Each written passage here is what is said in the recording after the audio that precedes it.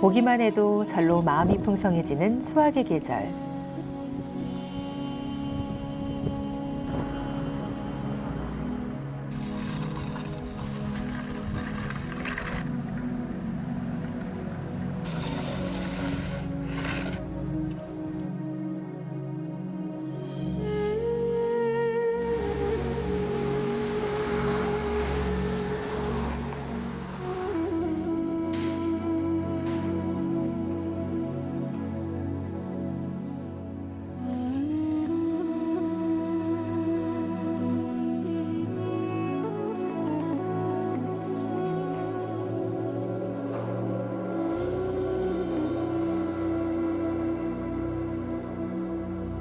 전영태 씨가 가장 바쁜 시기도 이 즈음이다.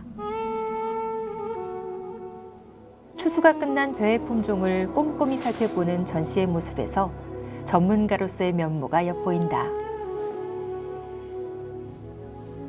쌀의 크기와 강도는 물론 냄새까지 꼼꼼히 맡아보는 전영태 씨. 무려 40년째 벼 육종 전문가로 활동해와 오상에서는 이미 유명인사다. 첫째는 뭔가 하면 쌀알이야. 쌀알이 다른 쌀알과 다릅니다. 이 쌀을 까게 되면 쌀알이 뭔가 하면 싹 나오는 그 부위가 조금 넓어요. 그 다음에 그 의자 부위는 조금 좁고, 이게 진짜 도양 쌀알의 그 표준이라요. 다른 쌀은 이래 안 생겼어요.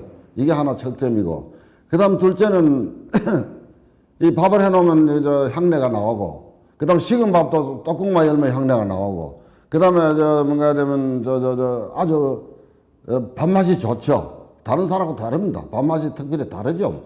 이런 쌀 먹다 저 쌀 먹으면 우리 오상 사람들 외져 나가면 밥 못 먹겠다 그래. 그러니까 이게 좀 특징이지. 밥맛에 대한 강한 자부심. 바로 그의 인생이기 때문이다.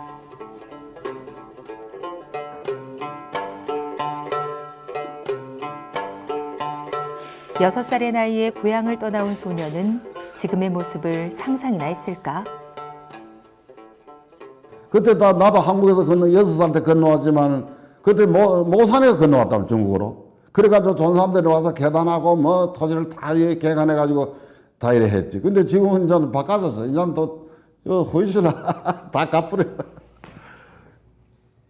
아버지랑 농사 지을 때 기억나는 거 혹시 있으세요? 야, 농사 지을 때 기억나는 게 제일 지금 기억나는 게 우리 아버지가 우리 둔북쪽에 가서 일을 하는데 정심을 내가 쏜거야 된다면 정심 갖다 줘야 되지. 그 정심을 가지고 밥을 사가 정심을 들고 가는데 도랑이 하나 있어요. 도랑인데 도랑에 이면수 고기가 막 버글버글해요. 그걸 막 잡는다고 뭐 밥도 거기다 내려두고 그거 잡는다고 막 물판에 들어가가지고 막 그 고기하고 씨름을 하라고 그래 고기를 한 몇 마리 잡았어요. 그리고 우리 아버지가 우리 오더라고요. 밥을 안 가져오니까. 그래, 야가 이게 밥을 왜 할까, 오늘. 그래, 아주 나 거기서 고기 잡는다고 야가라. 그래, 고기를 몇 마리 잡았어요. 그래, 아버지가, 니 여기서 고기 잡나? 그래, 고기 잡나? 그래, 그게 지금 아직도 기억나지. 심부름은 뒷전인 채로 신나게 고기를 잡았던 소녀는 이제 오상 지역 최고의 벼 전문가가 됐다. 물론 40년이 넘는 육종 전문가의 삶은 녹록치 않았다. 격변기 중국을 몸소 겪어야 했기 때문이다. 그때 기억에 남는 게 아직도 안 잊어지는 게 일이 하나 있긴 있어요. 그때 우리 중국의 문화대혁명이 일어날 때는 문화대혁명. 그때 이게 내가 5.17로 나올 때란 말이에요. 그래, 한날 밤에 홍위병들이 밖에서 둘이 지키고 한 사람이 돌았어요. 근데 지키니까 다 알았지. 근데 욕을 했지. 너네 지키지 마, 돌아라. 내가 무슨 도둑놈이야, 뭐야. 너가 지킬 게 뭐냐, 돌아라. 그래, 다 돌았어요. 홍위병의 위협에도 굴하지 않고 꿋꿋하게 지켜낸 것이 바로 육종이었다. 그렇게 세월을 넘어야 했다. 그래, 요거 공무하고 맛있는 거로 해야 돼요. 그래요. 아버지의 뒷모습을 보고 자란 아들까지 벼의 인생을 걸었다. 그래, 제일 기쁜 게 뭔가 하면 오상 벌판에 그다음에 여기 뭐 내원형 길림 조수민족 사는 데도 그렇고 막 우리 아버지 벽에 한 종자가 막 꽃이 만발해요 지금. 이 정도래요. 이게 제일 기쁜 일이고. 지금 우리 큰아들이 지금 이 종자공사로 야간데 다 남겼어요. 그래서 내가 아직 6종은 내 손으로 안 놨지. 그 다음 일체 일은 우리 큰아들이 다 하는데, 우리 큰아들이 6종도 되고, 이제는 뭐 경륜도 다 되고 다 돼요. 그래서 나 시름 넣죠. 우리 아들이 이제 큰아들이 나가서 해라 한다면 집에서 나 시름 놓는다고. 지금은 황금빛으로 장관을 이루고 있지만 불과 100여 년 전만 해도 이곳은 황무지였다. 놀라운 변화를 만들어낸 건 바로 조선인들이었다. 20년대, 30년대보다도 50년대까지도 많은 황무지들이죠. 그러게 보게 되면 우리 삼강 평야도 좋고 대부분 평원지대지만 황무지였습니다. 그러니까 이런 저습지나 황무지를 개간해가지고서 밭을 읽어가지고 수전을 읽어가지고 벼농사를 시작했던 것만 분명합니다. 고향을 떠나 맨손으로 돌을 캐내며 척박한 땅을 일궈낸 수많은 손길들. 당시 이곳에 사는 중국인들은 벼농사를 몰랐다. 밭농사와 벼농사로 알 수 있듯이 식생활이 달랐다. 한족들의 주식은 밀가루 음식이었다. 한반도에서 벼농사 하던 기술을 가지고 와서 그냥 그 기술을 바탕으로 해가지고 한양 지역에 맞는 기술을 개발하면서부터 벼농사를 순조롭게 했던 것만은 사실입니다. 흥룡강성의 한족들도 대부분 산동성 그쪽에서 많이 이주해 왔습니다. 그쪽을 보게 되면 역시 다 밭작물과 재배하던 것들이고 또 밀가루 음식을 많이 주식으로 했던 사람들입니다. 쌀 농사라는 것은 따뜻한 남쪽에서나 되는 거지 사실 북쪽에서는 잘 안 되거든요. 근데도 불구하고 우리 민족이 거기 가서 그 고도 700m 되는 만주 지역에서 쌀 농사를 성공한 거예요. 지금도 만주 지역에 여러분 저 답사 같은 거 다니다 보면 논 농사하는 곳, 그 주변은 반드시 우리나라 사람들이 있습니다. 연해주에 살고 있던 우리 고려인들이 중앙아시아로든 저 1937년에 스탈린의 강제 이주 정책에 의해서 중앙아시아로 끌려갔을 때 중앙아시아에 가서도 역시 쌀 농사를 줬어요. 이처럼 쌀과 우리 민족은 정말 불가분의 관계를 가지고 있는 그런 특성을 가지고 있다라고 볼 수 있습니다. 일본의 탄압을 피해 북으로 달려야 했던 조선인들. 그들에게 이 드넓은 평야는 어떤 의미로 다가왔을까? 희망이었을까? 절망이었을까? 당벽진이라는 마을은 예전에는 또 쾌당별이라고 불렀는데 이곳은 흥계호하고 아주 가까운 자리에 있습니다. 그래서 최초의 한인들이 정착한 곳으로 바로 이 당벽진을 얘기하고 있는데 그 이유는 바로 당벽진이 러시아 우스리스크하고 아주 가까운 곳에 있기 때문에 1864년 러시아에 갔던 한인들이 그 당시에 40년 이후에는 바로 이곳 당벽진으로 와서 황무지를 개간하고 농사를 지었던 곳이기도 합니다. 사실 조선인들과 벼농사는 뗄래야 뗄 수 없는 관계였다. 1889년 기간에 여기 와서 첫 벼농사를 졌는데 벼농사를 지을 때 여기 이 강이 있는데 이 강이 한족말로 말하면 로그허를 여기다 보뚝을 맞고 그다음에 물을 끌어서 농사를 졌습니다. 그 앞에 보이는 저 논밭에는 우리 밀산 조선족 역사에서 제일 처음으로 조선인들이 밀산에 와서 벼농사를 하는 곳입니다. 단순한 삶의 터전이 아니었다. 비밀은 지도에 있었다. 블라디보스토크까지 274km. 연해주에서 북만주로 통하는 제1의 길목이 바로 밀산이었다. 러시아와 국경을 마주하고 있기에 일본군들이 밀산으로 오면 독립운동가들이 언제든지 러시아로 이동할 수 있었다. 국경지대란 특수성 때문에 항일 독립운동 기지로서의 역할을 수행해왔던 것이다. 밀산이라는 지역은요, 지리적으로다가 그 중국의 아주 이제 동북쪽의 끄트머리 지방인데 그 지역이 특성이 그 주변에 홍계호라는 아주 엄청난 호수가 있어요. 엄청나게 큰 호수가 있고 또 러시아하고 국경선을 맞대고 있습니다. 그렇기 때문에 여차하면은 러시아로다가 독립군들이 피신할 수 있는 또 그 밀산이라는 지역 자체가 굉장히 넓은 평야지대이기 때문에 이를테면 이제 일본군들이 추적을 한다든가 이런 멀리서도 다 바라다 볼 수 있는 그런 아주 천혜의 지리적 조건을 가지고 있는 곳이 밀산이에요. 그러니까 우리나라 독립군들의 최적의 아지트가 될 수 있는 곳이 바로 밀산이었다.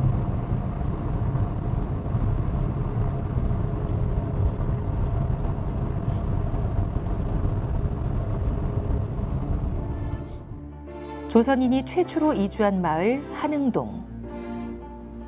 대한제국을 부흥한다는 한흥동이란 이름에서도 알 수 있듯이 단순한 마을 그 이상이었다.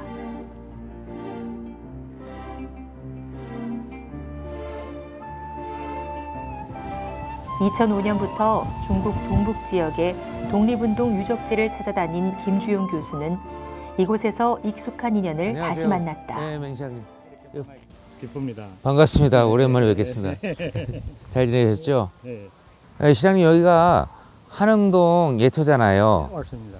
예. 저도 여기 지금 온 지가 한 3번째 됐는데 감회가 새롭고요. 네. 지금 여기는 그 한흥동을 기억하는 사람이 있습니까? 한흥동 기억하는 사람들이 많습니다. 근데 한흥동이란 그 기억하는 분들이 있는가 하면은 네네. 역시 여기 고려영이라고 기억하는 분들이 많습니다. 한족들은 이게 아, 여기 옛날에 고려영, 까오리형. 네, 고려영, 고려인들이 사는 촌. 그래. 이거 기억하는 분들이 많죠. 이 촌이 제일 처음 언제 섰는가 하면 1909년에 섰습니다. 1909년. 네, 1900. 예. 1909년. 이상설 선생님이 위탁을 받고 네네. 이승희 선생님이 천리길을 멀다하지 않고 예. 러시아에서 여기 와가지고 한국 독립운동의 무적투쟁 기지를 건설하기 위해서 여기 와서 촌을 세웠습니다. 예. 이상설 선생의 부탁을 받고 한계 이승희가 밀산으로 온 건 1909년. 복밀산 부근의 토지 300만 평을 구입하고 100호의 한인들을 이주시킨다. 한흥동은 마을의 시작부터 독립운동 근거지였다. 서일 장군, 예. 김좌진 장군, 윤세복 점인가 종사, 예. 권상익 점인가 대전교 시편. 그러한 분들이 다 이 지구에서 예. 항일투쟁했습니다. 특히 홍범도 장군은 1913년부터 예. 15년간의 이 밀산에 와서 심리화점인가 유덕지에 와서 농사를 지으며 그다음에 여기 한흥동에 와서 사관학교에 와서 교편을 잡고 군사훈련도 시키고 네. 많은 공헌을 했습니다.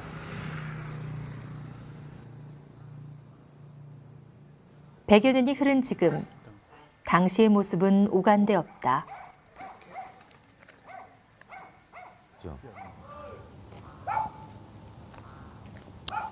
이쪽으로 가야 됩니까? 다행히 조선인들의 흔적을 찾을 수 있는 유일한 단서는 찾을 수 있었다. 밑에 물이 있나요? 물 있죠. 많은 여기 촌로들은 이 우물에 대해서 그래도 아는 분이 있는 거죠. 러인들이 말하는 것이 이 촌이 서기 전에 이 우물이 있었다 이런 말을 들었습니다. 1909년에 만들어졌던 이 한흥동이 100년이 지난 지금에는 아무도 남아있지 않습니다. 조선 사람이라고는. 하지만은 조선 사람을 기억하고 있는 단 하나의 이 우물이 하나 남아 있습니다. 그것이 바로 이 우물입니다. 모든 것이 사라진 이 조선족 마을에 유일하게 남아있는 우물이야말로 우리가 지금 꼭 기억해야 할 한국 독립운동과 한인 이주의 상징이라고 할 수 있습니다.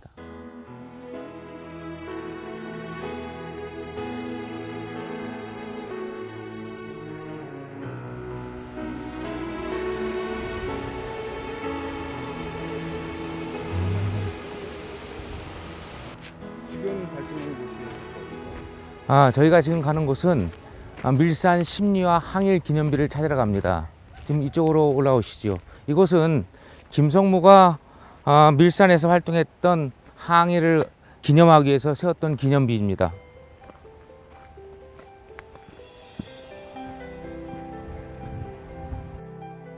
밀산 지역 독립운동기지 한흥동과 함께 또 주목해야 할 곳이 있다.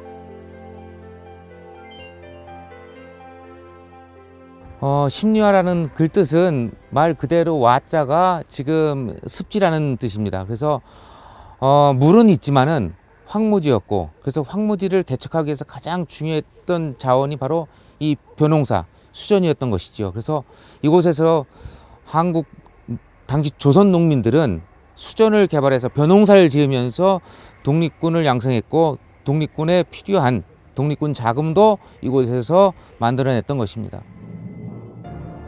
청년들은 그야말로 불철주야 쉴 틈이 없었다. 낮에는 농사를 짓고 밤에는 공부를 해야 했고 틈틈이 군사교육도 받아야 했다. 이주민들 또한 독립군 청년들의 뒷바라지를 위해 눈물겨운 개척민 생활을 해야 했다.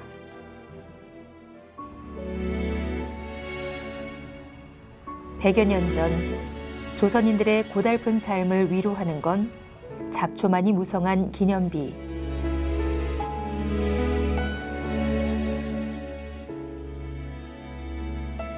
항일운동 중심지였던 만큼 잊지 말아야 할 인물들도 많다.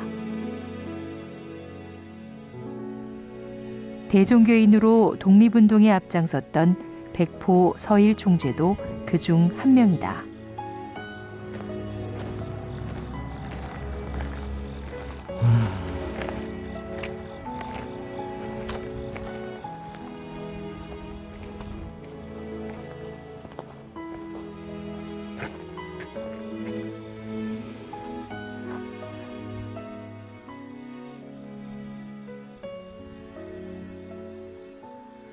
북로군 종소의 총재란 것은 북로군 종소 전체를 이끄는 사람이고, 군사적으로 이끌었던 총사령관은 바로 김좌진 장군인데, 한국인들은 김좌진 장군만 알고 있고 서일 총대에 대해서는 기억을 하지 못하고 있어요. 당시 북로군 종소, 서로군 종소가 합쳐갖고 일궈낸 게 바로 청산리 대첩인데, 청산리 대첩에 가장 중요한 역할을 했던 게 북로군 종소고, 서로군 종소라면은 바로 북로군 종소의 총재가 서일이었다는 점, 이것을 망각한다면 역사에서 과연 얻는 교훈이 무엇일까 한번 자문해 보고 싶습니다. 1920년에 봉오동 전투와 청산리 전투에서 일본군을 격파했던 우리 독립군들이 한 곳으로 다 집결을 합니다. 그래서 1920년 대한독립군단이라는 걸 만들어요. 그래서 이제 그 총재의 서일 총재가 되는 거죠. 그때 모인 독립군단이 3,500명입니다. 그러니까 우리나라 아마 독립운동사를 통틀어 봐서 최정예 부대가 가장 많은 독립군들이 모였던 지역이 바로 밀산이었다. 청산리 전쟁, 봉오동 전쟁을 끝내고 대한독립단을 세운 서일 장군. 농사를 지으면서 무장투쟁 준비를 한다는 돈병대를 맡는 것 또한 장군이었다. 서일 장군이 이제 당벽진에 주둔해서 돈병제를 실시했다라는 이런 글귀들이 쭉 새겨져 있습니다. 당시에 한인 이주 사회에서는 독립군들이 개별적으로 세금을 걷는 방식도 있었지만은, 이곳에서는 직접 독립군들이 농사를 져서 독립운동 자금으로 충당하기 위해서 돈병제를 실시한 것이고, 그럼으로써 한인 사회에 대한 충격이라든지 부담을 굉장히 덜어준 것이죠. 당시에 이제 독립군들이 돈이 없을 때는 어쨌든 가까워 다니면서 돈을 걷는 방법을 취했던 경우도 사실 있었습니다. 그러다 보니까 이주 한인들 입장에서는 생활도 곤란한데 독립군 자금도 내놓아야 되는 그러한 불편함이 있었고 곤란함이 있었는데, 바로 이 돈병제를 실시함으로써 그러한 문제를 해결하게 된 것이지요. 이주 조선인들의 궁핍한 삶까지 살폈던 장군의 모습에서 종교인의 풍모를 엿볼 수 있다.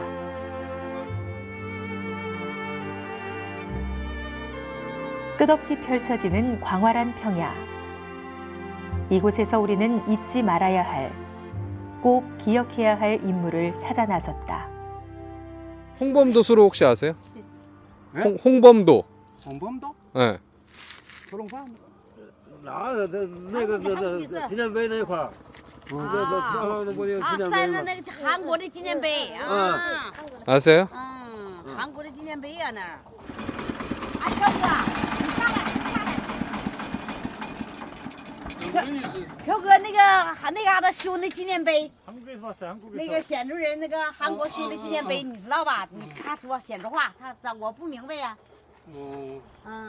홍범도 도랑이라고 혹시 아세요? 수로? 예, 홍범도 그 기념비라고 저기 저쪽 지금 들어오는 산역 아래. 아 심리화. 예? 심리화 기념비. 예. 홍범도 물길 여기 있다는데 도랑 수로. 그거가 어제는 그만두로 다 없어졌지. 북쪽으로 홍범도 돌아라고 다 있었지. 우리 세력을 내 9살에 여기 왔는데 그때는 있었지. 지금은 지금도 그 도랑 그대로 그냥 있어서 이렇게 팠지 또. 네. 한국 사람네? 네네 한국 사람. 네. 한국에서 왔다는 어디서 제작진의 답변에 어디서 반색을 하며 맞아준 박홍범 씨. 네. 7년 전 한국에 다녀왔고 아들과 손자는 지금도 한국에 있다고 했다. 우리 70 되는 사람이고야 대략 그래도 알지. 그 전에 사람들은 모르거든. 사실 모르지. 점점 다 잊어버리겠어요. 예, 이제 우리 죽고 나면은 우리 죽은 다음에 그다음에 영영 색깔 맞히면 모르지. 그다음에 이름을 농사 짓는 조선족 분들 몇 분이나 계세요? 한 분밖에 없어요. 한 분밖에 없어요. 이 많은 땅을 누가 농사 다져요? 한족들이 임대를 주거든. 토지를. 네. 임대비 받아 먹잖아요. 정보 말하면 중국말 하면 정보 주는데 한국말 하면 임대 주거든. 임대비를 우리 받아 먹거든. 조선족 마을 사람들이 한국이나 대도시로 일하러 나가자 마을이 텅 비어버린 것. 조선족들이 일궜던 논 또한 지금은 한족들이 짓고 있었다.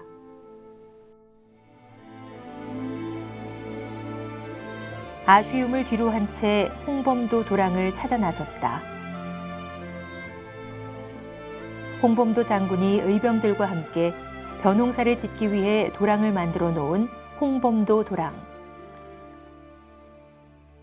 이곳은 1910년 일제강점 이후에 홍범도 장군이 의병들을 모아서 개간했던 이른바 흑농촌입니다.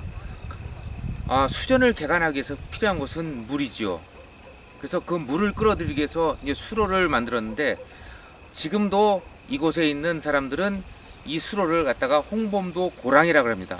물줄기를 끌어들여서 수도자가 했던 그 증거가 지금도 남아 있습니다. 그래서 당시 100여 년 전에 홍범도 고랑을 지금의 조선족들이 기억하고 있다는 것은 이곳이 바로 독립운동 기지였다는 것을 알려주는 중요한 증거라고 할 수 있습니다. 물길을 내었던 도랑. 당시 독립운동사에도 새로운 길을 개척했던 것이 아닐까?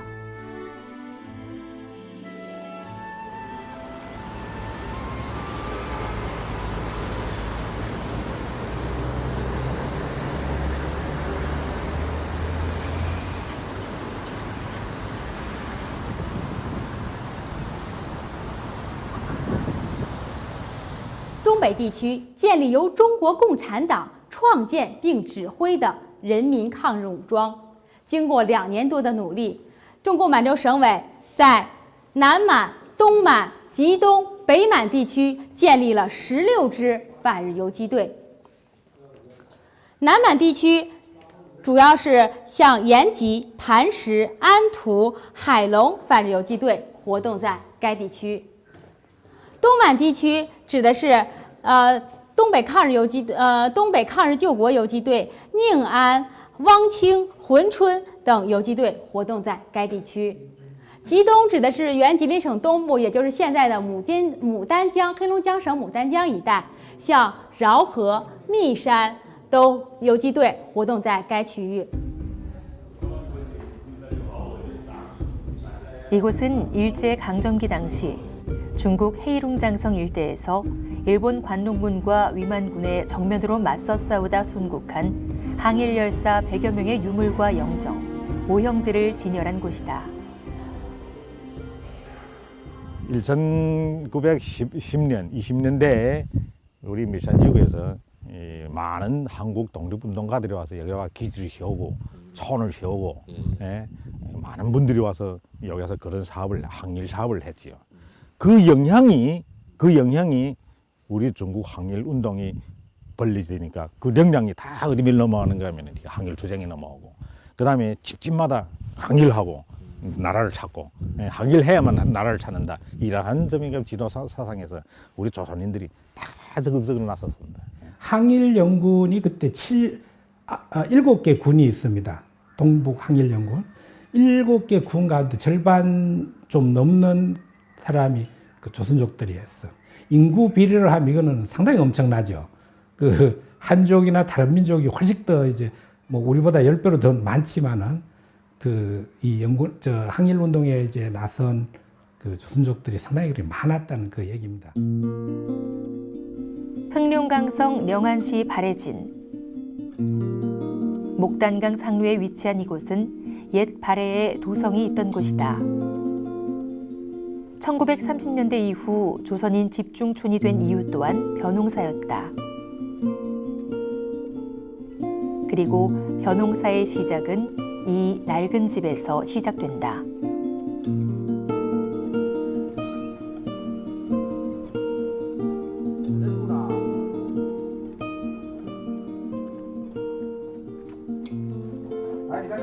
야. 안녕하세요. 어렸어 나 이거 집수리 한다고 이렇게 난리래. 아이고, 안녕하십니까. 예. 반갑습니다. 예. 저 뒤에입니다. 예, 저 뒤에. 예. 지금 여기만 반쪽 남은 거고. 예. 여기에 예. 조그만 모텔. 아, 예. 서울 모텔. 아, 여기가 지금 본적이네요. 예. 수리 중이라는 주인의 말에 급하게 건물 뒤편으로 가는 김 교수의 모습에서 왠지 모를 다급함이 느껴지는데. 이게 원 모습이고요. 예. 원래 이거 다 통보됐던 거. 예. 집에서 이거 다시 줬어요. 아까 원래 이 모습이었잖아요. 이게. 예, 이거는 원래 모습. 원래 모습이고. 예. 이거 지금 뒤에 나온 거고. 예. 뒤에 후해진 거고. 이거 후해진 거래. 예. 이제 그래도 반쪽이 남아 있어서 다행이네요. 그래요? 예. 아니 우리는 이거 저 지금 팔까 질까 그랬는데. 아, 근데 이거는 우리 민족뿐만 아니라 당시에 일본 제국주의에 싸웠던 사람들한테는 굉장히 중요한 거예요. 예. 중국인들한테도 그렇고 예. 당시 조선 사람들한테. 독립운동사의 중요한 건물이라고 했다. 하지만 건물은 반밖에 남지 않은 데다 보기에도 관리가 제대로 되지 않은 모습이었다. 전에 이게 할아버지 살았는데, 예. 할머니 살았는데, 그 할머니 할아버지가 네네. 여기 그 전에 한국 분이 오셔서 예. 여기에 이 다 수풀인 거 네. 제일 처음으로 여기다 그 비밭을 만들었어요. 예. 아, 그러니까 당시에 1930년대 이후에 여기 많은 조선 사람들이 와서 큰 농장을 운영했어요. 독립운동가들이. 그 가운데 하나가 발해농장, 지금도 발해진이라고 그러잖아요. 그리고 3일 학원. 당시에 우리 조선민족뿐만 아니라 여기 중국인들도 한반도에서, 조선반도에서 3.1운동에 대해서 그 당시 3.1운동은 독립을 선언하는 거니까 일본 제국주의에. 발해라는 점은 당시에 대조영이 세웠던 1000년 전에 그 발해를 복귀하자가 아니라 우리가 1910년 나라를 잃었기 때문에 나라를 잃었으니까 시간적인 공간적인 역사가 전혀 사라진 거예요. 그래서 또 다시 발해처럼, 발해 왕국이 사라진 것처럼 우리 역사도 그러면 안 된다라는 강한 의지를 담아서 이 지역에다가 학교도 그렇고 농장 이름도 발해라고 했던 것은 그러한 의미가 있다고 할 수 있습니다. 나라를 빼앗긴 서름에 이름도 발해농장이라고 지었던 것. 그 발해 농장의 사무실이 바로 이곳이었다. 중국 유명한 총리였던 조얼라이. 조얼라이가 1919년 7월에 지금의 서울에 올 정도로 그 3.1운동은 이 동북아 지역의 많은 사람들한테 인상이 깊었죠. 그런데 그 3.1운동의 영향을 이곳에다 그 먼 이 영안 발해 진에 그대로 옮긴 사람들이 바로 안희재 같은 분들이란 말이에요. 근데 지금도 이 모습이 한 80년 정도 이상 됐지만은 그대로 남아있는 거는 우리 민족사에 굉장히 중요한 가치를 지닌 사적지라고 할 수 있습니다. 한번 들어가 보실까요? 예, 난 저 이거 막 요번에 이거 비가 넘어와가지고 여기 지금 막 물 졌어요. 불 때는 흔적이 있네. 예, 불 뗐어요. 아, 불 뗐어요? 예, 우리 잠불 뗐는데. 이곳마저 사라진다면 독립운동의 흔적도 함께 사라지게 된다.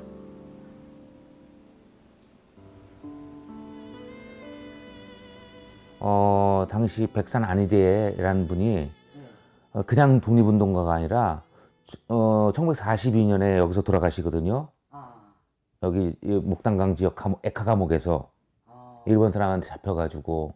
근데 그분이 정말로 당시에 훌륭한 한국의 조선의 인재들을 많이 키웠어요. 자기도 독립운동을 했지만 그런 분들이 남긴 유산이죠. 근데 우리 이제 아주머니께서 어쨌든 이걸 지키고 있는 건데 그런 면에서는 좀 더 여기를 다 이제 무너뜨리면은 흔적이 없어지는 거예요. 백산 안희재 선생은 1914년 백산상회를 세워 독립운동의 연락망을 만들었고 군자금을 지원한다. 이후 1933년에는 발해 농장과 발해 학교를 세워 독립투쟁의 기반을 만들게 된다. 그 성격이 뭐냐 하면 와서 농사하고 혹은 학교 만드는 그게 아니고 광복을 위한 그런 군사 기지로서 이렇게 설립한 거죠. 이제 농장을 해서 그 수입을 갖고 사람들 모으고 거기서 이제 그 광복군을 이제 키우고 물론 이제 학교로서 이제 그 사람들 이제 그 교육을 시키는 그런 쪽으로 생각을 하시면 될 겁니다.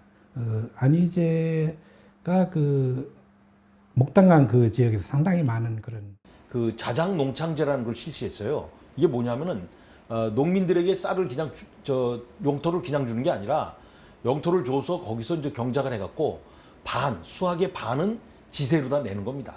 그러면서 그 반의 지세를 받아갖고 주변에 있는 땅을 또 사는 거예요. 안희재 선생 그 구상대로 하자면은 한 뭐 100만 정도의 조선 사람들이 이주시켜서 거기다 아주 거대한 말하자면 제2의 이 조선을 만들겠다라는 구상을 하셨던 것 같아요. 그리고 이제 나중에는 대종교의 총본부도 그쪽으로 다 이주를 시키고 또 그리고 서일총재, 사실 서일총재는 밀산에서 순국을 하셨는데 그 유가족들을 돌보는 사람들이 없었어요. 그래서 이 백산 안희재 선생이 그 유가족들도 모셔다가 발해 농장에서 그분들을 생활할 수 있게 해드렸다.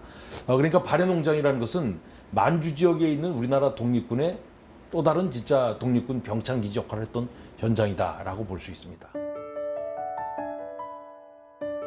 발해 농장과 발해 학교처럼 조선인들이 사는 곳에는 언제나 학교가 들어섰고 또 농장이 생겼다. 독립운동의 뿌리에 우리네 쌀, 벼농사가 있었던 것이다. 우리가 와가지고 아무리 많은 돈을 가져왔대도 금방 다 써버리는 거 아니에요. 그러니까 독립운동을 하기 위해서 그 당시 그 독립운동 자금이 필요합니다. 그러면 이걸 어떻게 해야 되는가 이제 가는 곳마다 이 벼농사를 하는 농장을 만듭니다. 이제 말하던 발해 농장도 그런 성격이고.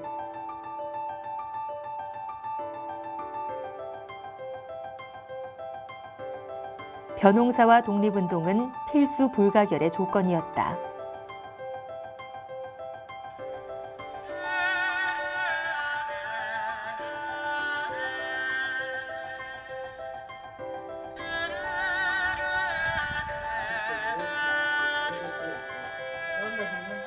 2018년 화제의 드라마의 소재가 됐던 석주 이상룡 선생.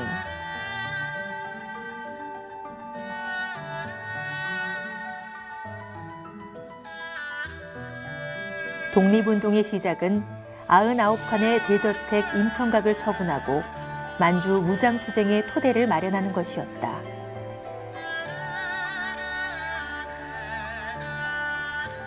그런 이상룡 선생이 가장 공을 들인 부분은 놀랍게도 벼농사였다.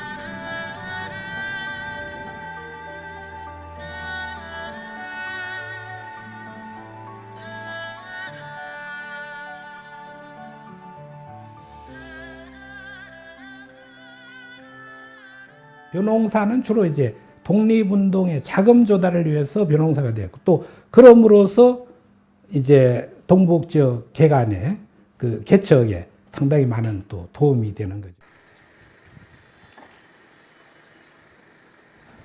벼농사와 독립운동의 상관관계를 보여주는 발해농장 사무실. 그런데 살아있는 역사의 현장이 사라질 위기에 처한 것이다.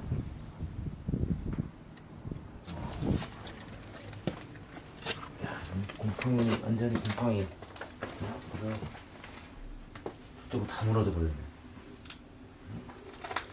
뒤에는 이거 지금 비들이 치면은 자연적으로 내려앉겠는데 이거 1년 안에 이쪽 라인은 다 붕괴될 것 같습니다. 건물이 어떤 데인지 혹시 알고 계셨어요?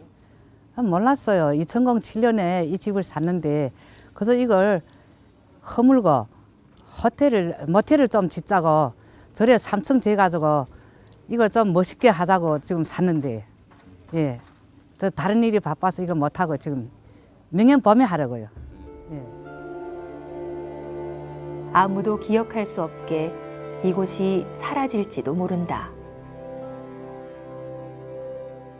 당시에 만주국 성립 이후에 일본은 조선 사람들을 갖다 강제로 이주시켜갖고 농장을 운영했는데 요 발해 농장만큼은 백산 안인재란 독립운동가가 당시에 한 300호 정도를 모집해서 이들로 하여금 독립운동 자금을 만들게끔 했던 곳이 바로 발해 농장인데, 아쉽게도 지금은 여기에 살고 있는 조선족 대부분이 고향을 떠났고 외지에 나가면서 이 지역은 한족들이 수전을 하게 되는 지역으로 남아서 조선 사람들, 조선족의 흔적을 쉽게 찾아볼 수 없다는 점에서 시간의 역사는 조선의 것이지만은 공간의 역사는 중국이라는 것.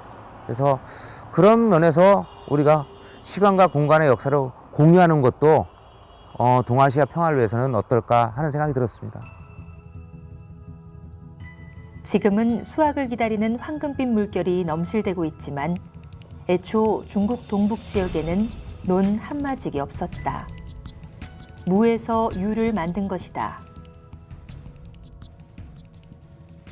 영안의 그 발해진에 보면 그 아래 향수촌이라고 있습니다.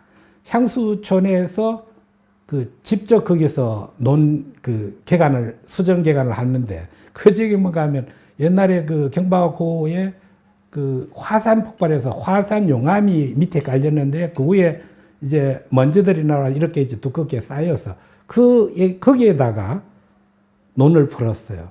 근데 거기서 나는 쌀이 지금 향수 쌀이라고 합니다.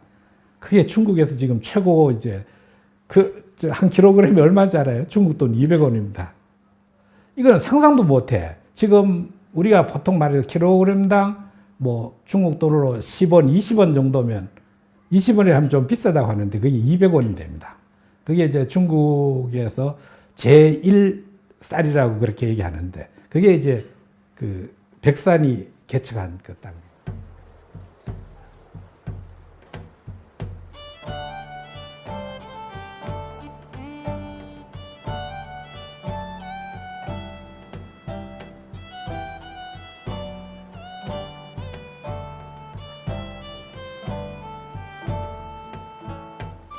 봄이 되면 집안에 앉아서도 논으로 흘러드는 물소리를 듣는다고 붙여진 이름 향수촌.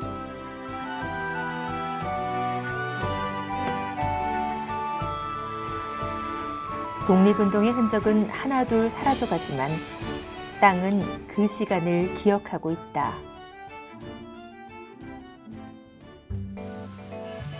중국 제1의 쌀 향수 잎쌀.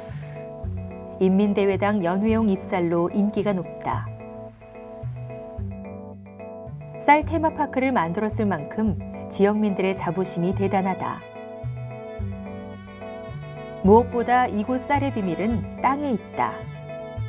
두께가 30cm에 달하는데 그 밑엔 화성암이 있다.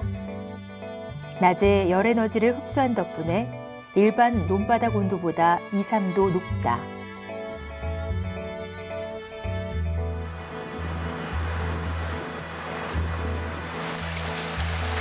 여기에 풍부한 유량도, 벼 생장에 빈도 없이 좋은 환경이다.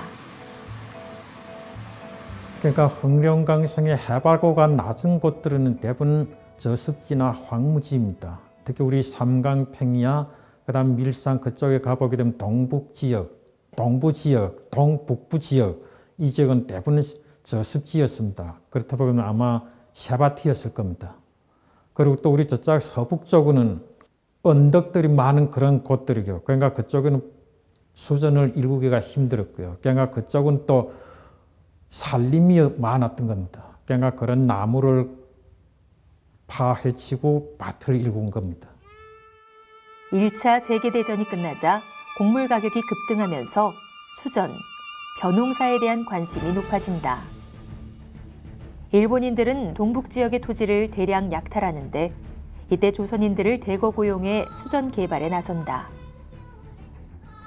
조선 사람들을 끌어다가 보다 많은 식량을 생산하기 위해서 이 만주 지역을 갖다가 수전 농법으로 개발하게 된 건데, 그 개발할 때 주체가 중국인도 아니고 일본인도 아닌 바로 한국 한반도 남부에 있는 이른바 삼남 일대에 있는 농민들 약 80만 명 이상을 이주시키게 되죠.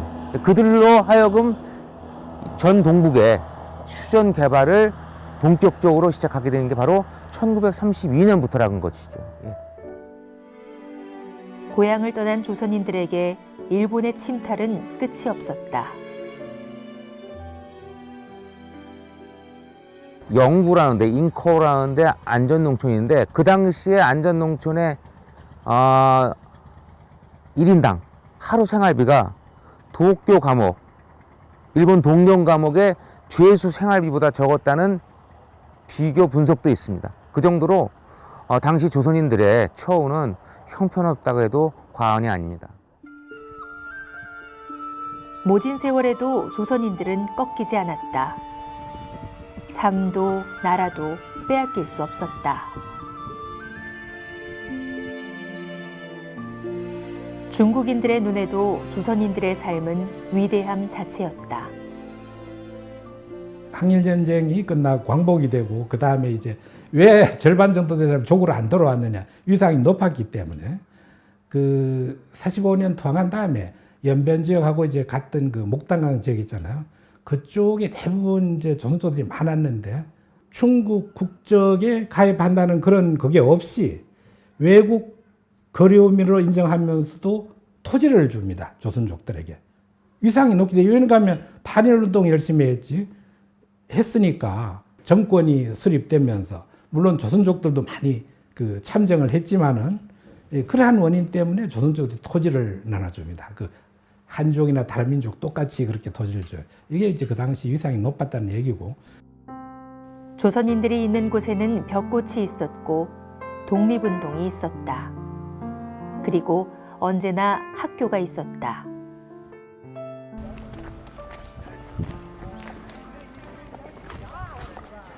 여기가 이 새 학교 자리입니다.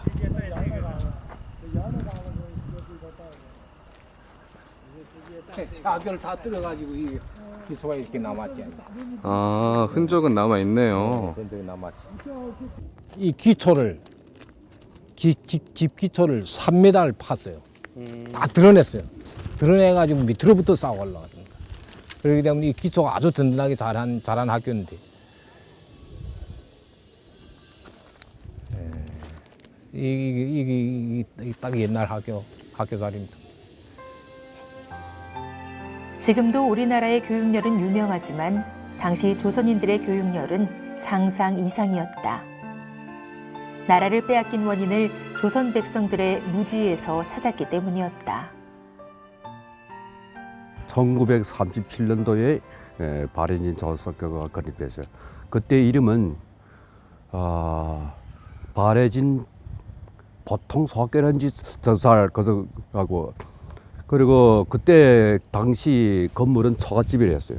아까 말드렸지만 여기 전속들이 돈 있는 사람 돈 내고, 그다음에 물건 있는 사람 물건 내서 이래 처갓집 몇 칸 쳐가지고, 후에 들라 그게 화재가 나서 불타버렸어요. 그다음 정부에서 지금 이 건물을 시작했어요.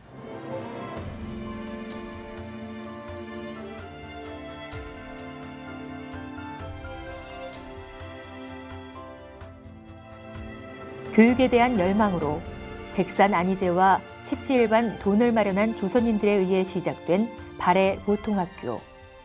이 학교가 제일 흥성할 때는 600여 명 됐어요. 교직원이가 20여 명 되고. 조선말을 잊지 않기 위해, 그리고 조선인임을 잊지 않기 위해 조선인들의 손으로 세워진 학교다. 안타깝게도 최근 수년간 학생 수는 줄고 있지만 조선족 학교에 대한 중국인들의 관심은 오히려 커지고 있었다. 많이 있어요. 우리 학교도 옛날에 학생 수가 많을 때는 한 5, 6명씩 됐어요. 어느 어린이는 우리 중환수교 이후 우리 조선족의 언어가 우세를 차지하기 때문에 그 언어를 배우면 한 개 언어가 더 늘어난다고, 후에 뭐 직업 찾기도 좋고 이래서.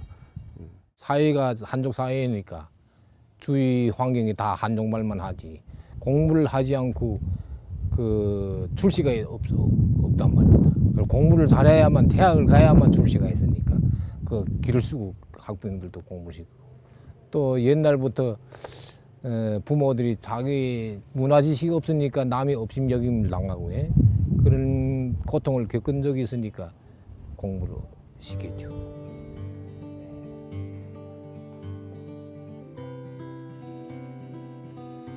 조금 더 나은 생활을 위해 도시로 떠나는 사람들. 조선족 마을도 자연스럽게 축소돼 가고 있는 것이다. 조선족 학교의 존재는 독립운동사는 물론 민족사에서도 큰 의미를 갖는다. 하지만 마을의 변화는 거스를 수 없는 파고와 같은데. 안타깝죠. 이 건물은 뭐 작년에 새로 입주해 들었는데 학생 수가 좀 많으면 우리도 좀 활력을 더 이기자겠는데 방법 없습니다. 이거는 우리 사회 발전 추세가 이렇게 됐어요. 우리 조선족들이 불쌍합니다. 아쉽고 불쌍해 아이들이. 학교도 이제는 뭐 점점 없어지지. 뭐 저 오상 중학교도 뭐 학생이 뭐 한 100여 명밖에 안 된다 하더만. 그전에는 몇백 명 학생, 몇천 명 학생인데. 그래서 지금 이게 안타까워요, 사실은. 안타까워도 이거 별 수가 있는 방법이 없단 말이에요. 그 뭐 그저 안타까울 뿐이죠.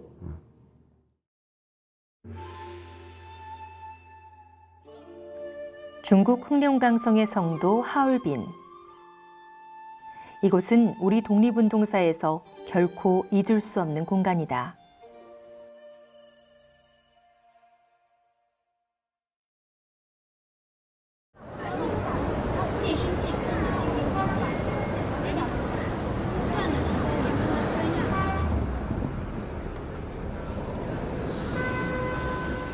(1909년) 안중근 의사가 이토 히로부미를 사살한 거사의 현장 하얼빈역. 2014년 1월 하얼빈역에 안중근 의사 기념관이 문을 열자 무려 30만 명에 달하는 사람이 방문할 정도로 큰 관심을 받았다.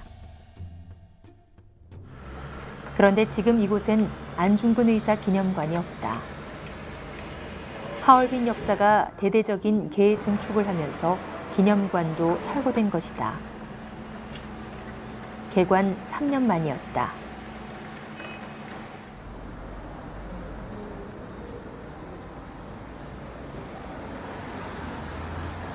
현재 기념관에 있던 전시 자료들은 하얼빈 시내에 위치한 조선민족예술관으로 옮겨져 전시 중이다.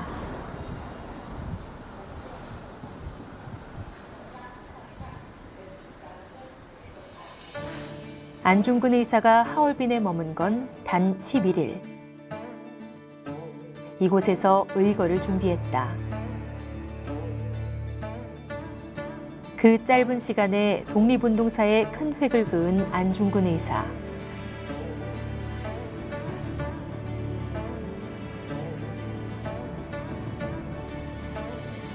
안 의사의 단지된 손을 형상화한 조각품에서 독립에 대한 열망이 고스란히 전해진다.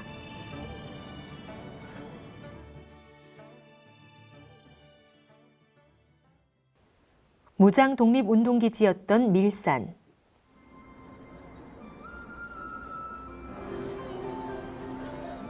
조선족들이 가장 많을 때는 3만여 명이 넘었다. 호적을 가진 조선족 인구가 2만 6천여 명에 달할 정도.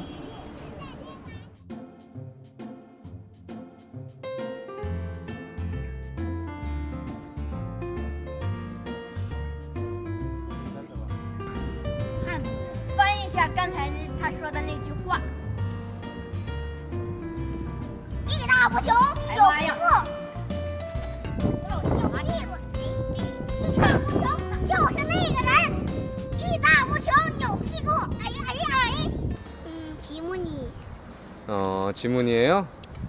엄마 아빠는 지금 어디 계세요? 제주도 갔다. 제주도 갔어요? 예. 그럼 지금 누구랑 살고 있어요? 할머니, 할아버지. 아, 엄마 아빠한테 인사 한번 해요. 아빠 사랑해요. 지문이 부모처럼 상당수의 조선족들은 한국에 나가 있는 상황이었다. 조선족들의 대규모 이동이 시작된 건 중국의 개방화가 이루어진 90년대였다. 벼농사 뭐 그때 해봐야 우리 식구 네 식구가 한 쌍인데 그거 붙여봐야 그래서 먹을 거밖 먹고 쓰는 돈도 모자라요. 그러니까 한국이나 뭐 국내에서 나가 일할 수밖에 없었어요. 중국에서 농사 해봐야 제가 아들 하나 딸 하나인데요. 농사질 해봐야 뭐 좀 잘 돼봐야 1년 먹고 살고 좀 빡빡하죠. 뭐 사는 게 진짜 말이 아니죠. 그값 벌면은 뭐 내가 한 3, 4년을 하면은 뭐 아파트도 하나 살 수 있고요. 네, 차이가 많죠. 집에서 내가 뭐 얼매하면 농사질 해봐야 얼매하면 아파트 그건 생각도 못해요. 그러니까 이런 상태라서 이제 얼마 몇십 년 지나게 되면 조선족 마을이 조선족도 별로 안 남을 거예요. 돌아오는 사람 없고 노인네들은 세월이 가면 갈수록 세상도가 하게 되면 그다음 마을이 자유 없어지죠. 자식들 그렇다고 또 다시 들어와서 그 논밭을 가꿀 생각을 안 하고 있으니까요. 그러니까 언젠가는 조선족들은 많이 없어지고 그러다 보게 되면 아마 조선족 마을도 거의 없어질 것 같은데요.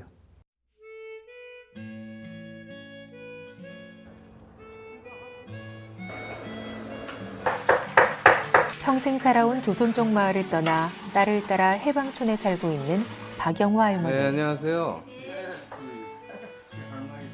은행원인 사위와 교사인 딸과 함께 지내는 삶은 꽤나 편하고 좋지만 97년부터 한국에서 일하고 있는 큰아들 얘기만 나오면 여전히 가슴 한켠이 아리기만 한데. 뭐 하나 두 명 아는 사람도 없지. 가서 그저 고상 영세게 했답니다. 일자리를 찾으라고. 그래 내 작년에 한국 가니까 그 제 고상하지 이야기하지 뭐. 나와서 그저 영세게 고상했다네. 한국 나왔던 사람들이 다 중국 가면 오래 못 살려. 일세게. 일 너무 넘쳐나게 해서 우리 아빠는 일을 하는데 이렇게 현장에서 일하는데 헨텔마우스 하는데 땀 흘려서 그저 매일다시피 이 장화에 땀이 가서 인물돼가지고 꿀뚝 가담다 계속 그렇게 일한다. 손자도 집에 한국에 있어요? 손자 한 명 한국에 있어요. 큰 손자, 큰 손자. 새해 6월달에 결혼 그지 합니다.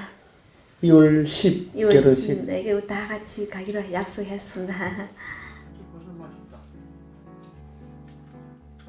새로운 삶을 찾아 떠났던 조선인들이 중국 동북부에 자리를 잡았듯이 지금 조선족들에게 새 삶의 터전은 한국이다.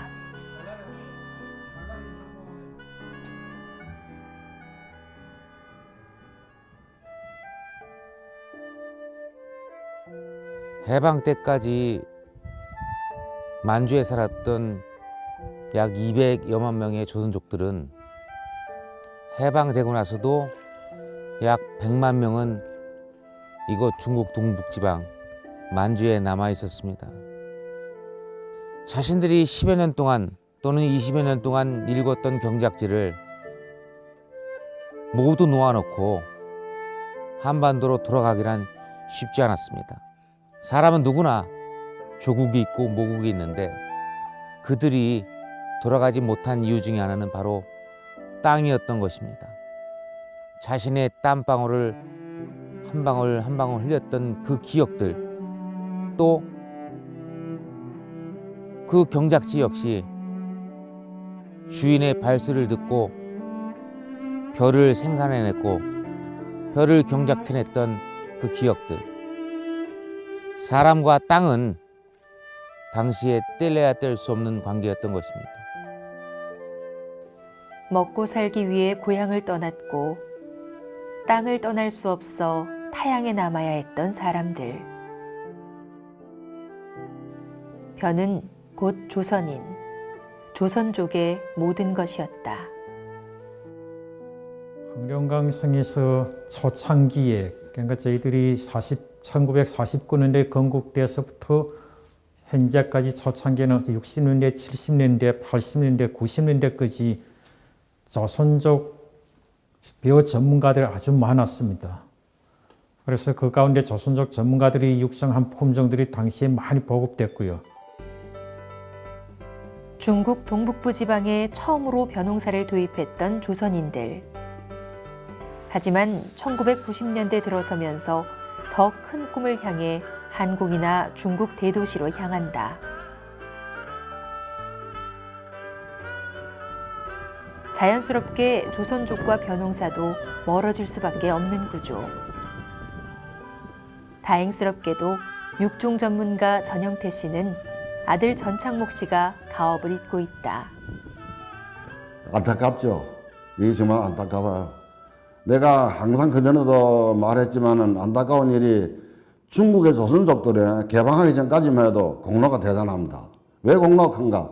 이 국가에다 나라에다가 바치는 이 양식이 좋은 사람들이 한족을 몇 배를 초과합니다. 이래 많이 바쳤지. 토요도 많이 붙였지. 지금은 한족들이 다 붙이잖아요. 그리고 이제 개방되다 나니까 좋은 사람들이 뭐 한국으로 나가고 대성시로 나가고 이러나가서 이제 중국의 조선 사회가 기본상 무너졌어요. 농사를 지을 조선족들이 하나둘 마을을 떠나면서 중국 한족들이 그 자리를 대신하고 있는 것이다. 그럼에도 아들 전창목 씨는 조선족들이 다시 돌아올 것이라는 희망을 놓지 않고 있다. 나는 영 안타까운 게 뭔가 하면 우리 조상들이 개발한 땅은 꼭 지키자. 밖에는 돈 벌어도 돼요. 집에 땅은 지키가면서 밖에 가고 뭐 한국이가 일하든 어디 뭐 큰 성씨가 일을 하든 우리 조선 민족의 조상들이 나눠 그런 이래 넘겨준 땅 우리 꼭 지키자. 이런 생각 꼭 들어가요.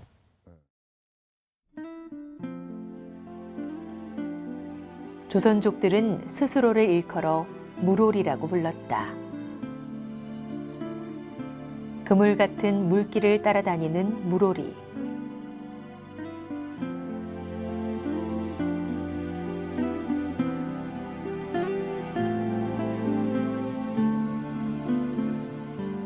보이지 않지만 스스로 움직여야 길이 되는 물길. 바로 그것이 조선인들의 삶이었기 때문이다.